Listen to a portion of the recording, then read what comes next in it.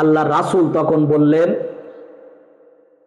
নিঃসন্দেহে কোরআনের বিরোধিতা যারাই করে, ইসলামের বিরোধিতা যারাই করে, তারা জারজ সন্তান। ওয়ালিদ ইবনে মুগিরা কোরআনের বিরোধিতা করার জন্য চরম ধৃষ্টতা দেখালো। আবু জেহেল, আবু লাহাব, উতবা, সাইবা যে মিটিংয়ে ফরমান জারি করলেন যে এখন থেকে এই মুহাম্মাদের কোরআন প্রচার করতে আর দেওয়া যাবে না, কোরআন মানুষের কাছে আর বলতে দেওয়া যাবে না, তার জন্য তোমাদের যা যা করার তাই করবে। তার ভিতরে ওয়ালিদ ইবনে মুগিরা বলল, আমার সম্পত্তি যা আছে সব আমি কোরআন বিরোধী প্রচারণায় ব্যয় করব। আল্লাহ রাব্বুল আলামিন আল্লাহ রাসূলকে যখন কোরআনের এই আয়াত প্রচার করার জন্য উৎসাহ দিলেন, তাকে যখন সামনে এগিয়ে দিলেন, তখন ওয়ালিদ ইবনে মুগিরা তাদের কাছে এসে বলল, ওয়াকালাল্লাযীনা কাফারু লা তাসমাউ লিহাযাল কুরআন, তোমরা এই কোরআন শোনো না, ওয়ালগাউ ফীহি, বরং এই কোরআনের মাহফিলে, কোরআনের ওয়াজ নসিহতে, কোরআনের বৈঠকে তোমরা 144 ধারা জারি করো, সেখানে হট্টগোল করো, মারামারি করো, যেন পরিবেশ সুষ্ঠু থাকে না। এই কথা যখন ওয়ালিদ ইবনে মুগিরা বলল, আল্লাহর রাসূল তখন বললেন, নিঃসন্দেহে কোরআনের বিরোধিতা যারাই করে, ইসলামের বিরোধিতা যারাই করে, তারা জারজ সন্তান। আল্লাহ রাব্বুল আলামিন এই কথা মুহাম্মদ সাল্লাল্লাহু আলাইহি সাল্লামের দ্বারা বলালেন। কি বলালেন?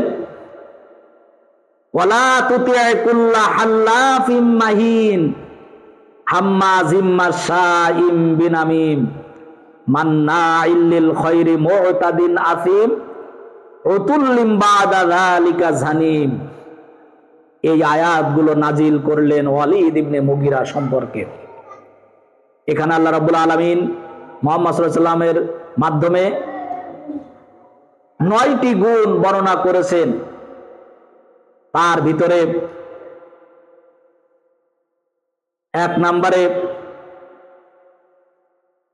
ওয়ালিদ ইবনে মুগিরা সহ পৃথিবীতে যারাই কোরআনের বিরোধিতা করে, যারাই কোরআনের বিরোধিতা করে, ইসলামের বিরোধিতা করে, তারা পিতৃ পরিচয়হীন অবৈধ সন্তান। ওয়ালিদ ইবনে মুগিরা চিন্তা করলো যে আল্লাহ রাব্বুল আলামিন মুহাম্মদ সাল্লাল্লাহু আলাইহি সাল্লামের মাধ্যমে এই কথা যখন বলেছেন, তখন নিঃসন্দেহে মুহাম্মদ যে কথাগুলোই বলে, যা বলে, সারা জীবন শুনেছি সেটা সত্য, বুঝেছিও তাই, দেখেছিও তাই। ওয়ালিদ ইবনে মুগিরা তার মায়ের কাছে চলে যায়। মায়ের কাছে যেয়ে বলে, হে মা, মুহাম্মদ যে 9টি গুণের কথা বলেছে, কাফিরদের ভিতরে এই গুণগুলো থাকে, তার ভিতরে 8টি গুণের মিল আমি পেয়েছি। আমার ভিতরে সেই 8টি গুণের বৈশিষ্ট্য আমি দেখেছি, একটি গুণ আমি দেখিনি, একটি সম্পর্কে আমি জানি না, সেটা হলো আমার পরিচয়, পিতৃ পরিচয় কি, এটা তোমাকে বলতেই হবে। মা ছেলের সামনে স্বীকার করবে কি করে? যখন বলছে না, তখন বলছে হয় তোমাকে বলতে হবে, না হয় আমি তোমাকে হত্যা করব। নাসর বান্দা হয়ে যখন জিজ্ঞাসা করলো, এক পর্যায়ে তখন ওয়ালিদ ইবনে মুগিরার মা বলল, তোমার আব্বু ব্যবসা করতে যখন বাড়ির বাইরে গিয়েছিল, তখন অমুক গ্রামের ওই রাখালের সাথে আমি অবৈধ মিলামেশা করেছিলাম, সেই অবৈধ সম্পর্ক করার কারণে তুমি গর্ভে এসেছিলে, মুহাম্মদ যেটা বলেছে তুমি যারো সন্তান, অবশ্যই কথাটি সঠিক। ইসলামের শ্রেষ্ঠত্ব প্রমাণ হয়ে গেল এবং মুহাম্মদ সাল্লাল্লাহু আলাইহি ওয়াসাল্লাম যে সত্যবাদী সেটাও প্রমাণ হয়ে গেল, কোরআন যে সত্য সেটাও প্রমাণ হয়ে গেল।